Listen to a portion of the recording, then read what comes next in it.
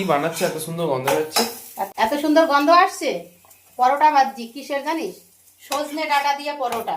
এই দেখ, সজনে ডাঁটা তো খাস না, সেই জন্য পরোটা বানিয়েছি। এতে কিন্তু তরকারিও লাগবে না, পুরো দেখ পুরো ভর্তি। হ্যাঁ, কোনো তরকারি লাগবে না এতে, এরকম ভেজে দিয়েছি ওই জন্য।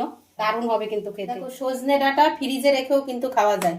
এটা আমি রেখেছিলাম প্রায় 2-3 মাসের বেশি হয়ে গেছে, তারও বেশি। প্রথম যখন সজনে ডাঁটা উঠেছে তখন। দেখো পুরো লাঠির মতন হয়ে গেছে। এবার এটা সিদ্ধ করে নিয়ে একটা রেসিপি তৈরি করব। টাটকা হয়ে যাবে জল দিলে পরে। এই সজনে ডাঁটাটা আমি সিদ্ধ করে নিলাম। এবার এটা ছাড়িয়ে নেবো এইভাবে।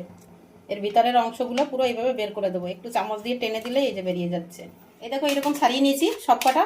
আর এই যে খোসাগুলো কত বেরিয়েছে। এখানে আমি একটা কড়াই বসিয়ে জিরা ফোড়ন আর শুকনো লঙ্কা দিয়েছি। এবার দিয়ে দিচ্ছি। এখানে আমি আলু সিদ্ধ করে নিয়েছি, সব রকমের মশলা ফসলা দিয়ে নুন হলুদ এর মধ্যে মিশিয়ে দিলাম। এবার শুকনো শুকনো করে নেব। এই যে ময়দাটা মেখে এরকম গোল পাকিয়ে নিয়েছি, আর এর মধ্যে পুর দিয়ে দিচ্ছি। চলো এবার মুড়ে বেলে নেই।